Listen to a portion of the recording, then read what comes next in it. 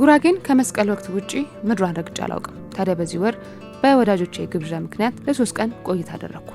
ከአቶ ታሪክና ቤተሰቡ ጋር አረፋፍደን ነው ጉዞ የጀመርነው። በጉዟችን ሙዚቃ ከፍተን እየተጫወትን ነው። እለቱ የአረፋ በዓል ስለሆነ ብዙ ያለፍንባቸው ከተሞች ቀዝቀዝ ብለዋል። የእስልምና እምነት ተከታዮች እንደሆኑ አለባበሳቸው የሚናገረው ሰዎች ይንቀሳቀሳሉ። ወልቂጤ ከተማ ስንደርስ ሁልጊዜ በመንገዳችን የምንይዘው የከተማው ዳቦ ቤት የሚሸጥ ፓስቲ ለመግዛት ቆመናል። የትም እንደዚህ አይነት ጣዕም ያለው ፓስቲ በልቼ አላውቅም። ግን በቀኑ ማግኘት አልተቻለም፣ ወረፋም ነበር። ታዲያ ጥሪ የተደረገልን ቤት ምሳ እየጠበቁን ስለነበር በቶሎ ወደ እንደጋኝ፣ ድንኩላ፣ አውጀማ መሄድ ነበረብን። ከከተማው ወጣን። ሸነን ደጉ ቤት ስንገባ ቤተሰቡ በሙሉ ወጥቶ ተቀበለን። የምንበላው ምግብ ቀረበ። ቀይ ወጥ፣ አይቤው፣ ክትፎ፣ ዱለት፣ ጥብሱ ከሀገር ቤት እንጀራ ጋር በቆጮ ቀረበና ከቻልነው በላይ ተመገብን። አሪ ሰርካለምና ልጆቻቸው የልጅ ልጆቻቸውንም ጨምሮ እኛም በመንከባከብ ተጠምደዋል። ቤተሰቡ ብዙ እንግዳ አለበት። ከ5 ዓመት በላይ ያልተገናኘ ቤተሰብ ዛሬ ሊገናኝ ነው።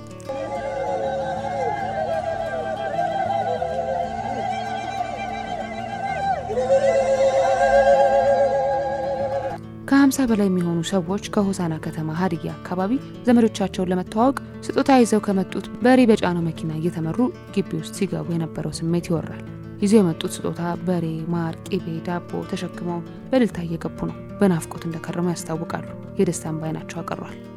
ከመንገድ ስለመጡ ምግብ ቀረበላቸውና ከዚያም በኋላ በጉጉት ወደሚጠበቀው ትውውቅና መረቃት ዝግጅት ቀጠለ።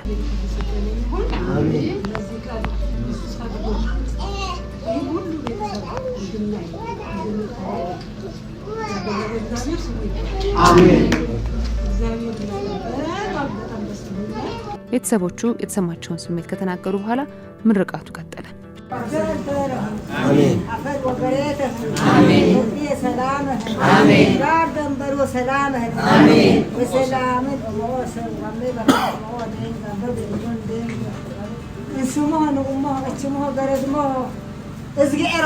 አሜን አሜን አበባ ሁኑ። አሜን አበባ እንሁን። አሜን አበባ ናችሁና አበባ ይዛችሁ መጣችኋል። ይሄ ወግ ማድረግ ይዛችኋል መጣችኋል። ሌላ ተመርቀናል። አባታችን ጋር ሄደን ዘራችን አይተን ተመርቀናል ብላችሁ ደስ እንዲላችሁ ያድርገው። አሜን ያድርገው። አሜን ተመስገን አምላኬ፣ ተመስገን። ስም ተመስገን ነው። አሁን ተመስገን። አሜን ምርቃት ፈልጋችሁ መጥታችኋልና ዛሬ የመረቅነው ምርቃት እግዚአብሔር የሚቀበለው ያድርግላችሁ። አሜን።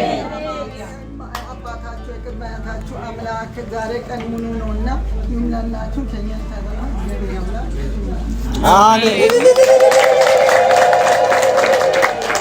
ሸነን ደጉ፣ አጀት ሰርካለም፣ አቶ ታሪኩ፣ ሽብሬ፣ እናት ጥሩነሽ እና ሌሎችም የተመረጡ ሰዎች መርቀው ቡና ጠጥተን በቀጣይ ለጥር የአምዴኖ ቤተሰብ የምርቃትና የቤተሰብ ዝግጅት ከ600 በላይ ቤተሰቦች የሚሰባሰቡበት ነው። ለዚህም ዝግጅት ከአሁኑ ዝግጅታቸው ጠንክሯል። ጥር ላይ እንደምንገናኝ ተነጋግረን ተመራርቀን ቡና ጠጥተን ልናደር ወዳሰብንበት የታሪኩ ቤት ለመሄድ አልቻልንም።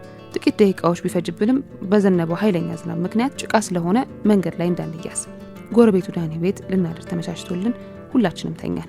እኔም የወደኩበትን አላውቅም። ለሊት ዳኒ ሁላችንም እንቀሰቀሰን። ሙሉ በሙሉ ሳልነቃ ነበር ዳኒና እናቱ ቆመው ትኩስ ጥብስ ይዘው ያየሁት። ሰዓቱን ሳይ 6 ሰዓት ተኩል አልፏል። ለካ እኛ እነሱ ጋር እንደምናደር ሲያውቁ በግ አሳርደው ጠብሰው ነው በዛ ለሊት የቀሰቀሱን። የጥብሱ ጣዕም ከነበርኩበት የእንቅልፍ ልብ ስሜት አነቃኝና ከዚያም ትንሽ ተጫውተን በሌሊት ስለምንወጣ ተብሎ ተኛን። 12 ሰዓት ሁሉም ሰው ነቅቷል። እኔም ተቀሰቀስኩ። በዛ ለሊት የዳኒ እናት ዱለት ሰርተው ቀርቧል።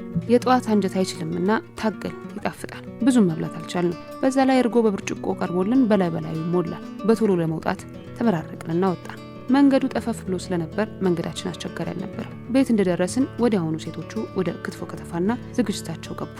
ድግስ ሲኖር መቼስ ሴቶቹ ያላቸው አቅም ይገርመኛል። ትግስት፣ ሸዊት፣ ሰላም፣ ቡዜ ክትፎን በመክተፍ ተያይዘውታል። እንዴት እንደሚያደክም ልነግራቸው አልችልም። እኔ እንኳን ለማገዝ ትንሽ ብሞክር ልናበብ አልቻልኩምና ተውኩት። ከወንዶቹ ጋር ውጭ ጨዋታ ያዝኩ። የጉራጌ እናቶች አዶት መቼም እንግዳ ሲመጣ በዘንቢላቸው ይዘው የሚመጡት ቤት ያፈራውን ነው። ቡና ቆሎ መጣ። በቂቤ ግጥም አድርጌ የጠጣው በቀን 7 ጊዜ የጠጣሁበትን ጊዜ አስታውሳለሁ። ይመቸኛል። ዛሬ የምርቃት ቃላት የሚጎርፉበት ሌላ ቀን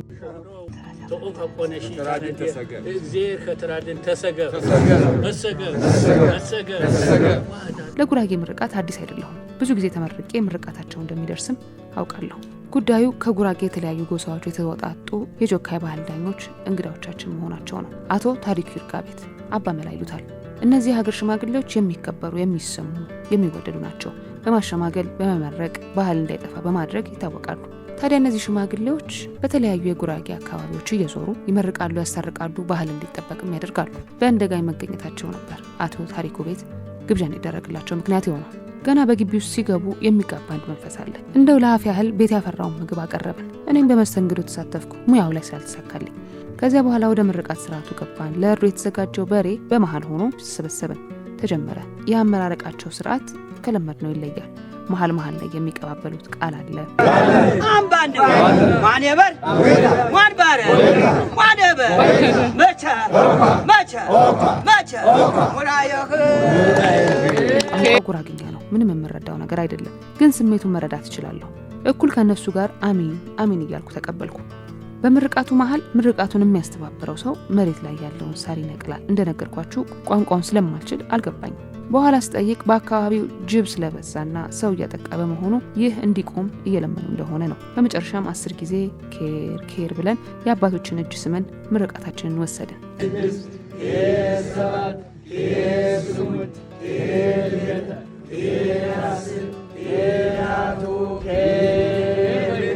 በነገራችን ላይ ምርቃት በተለያዩ ጥናቶች ያለው ተጽዕኖ ተረጋግጧል። ሰዎች የበለጠ እንዲሰሩ፣ ስሜታቸው ቀና እንዲሆን፣ ቀና እንዲያስቡ ያደርጋቸዋል። የመልካም ቃላት መደጋገም። ከዚያም እንግዲህ ጥሬውና ክትፎ ሲዘጋጅ ጨዋታቸውን ይዘዋል ሽማግሌዎቹ። ስንት ነገር አሳልፈዋል፣ ክፉና ደግ። በፊታቸው ላይ የማየው በጣም ብዙ ነገር ነው። ምሳ ተበላ። ከተበላ በኋላ ደግሞ ሌላ ትልቅ ምርቃት። 7 የሚሆኑ ሽማግሌዎች ብዙ ነገር አሉ፣ ብዙ ነገር ተናገሩ።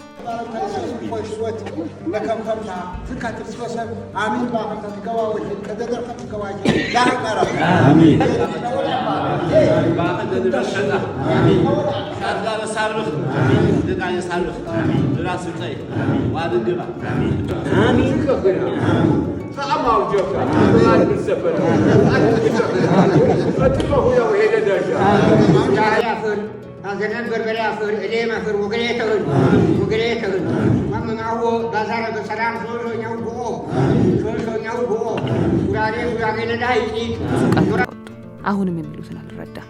በመጨረሻም ኬር በሚባልበት ጊዜ ደረሰ። ይሄ ጊዜ ለምን እንደሆነ አላውቅም። እንባ ይመጣል፣ ሆዴ ይባባል።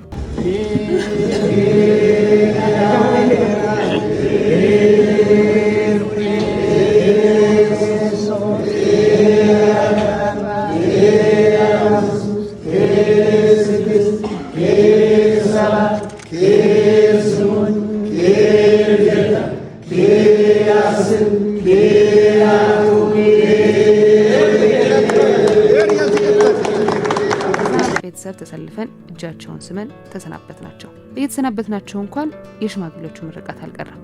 ደስተኛ ነበሩ። ተባረክ፣ እግዚአብሔር ይባርክሽ። አሜን። እግዚአብሔር ይባርክሽ።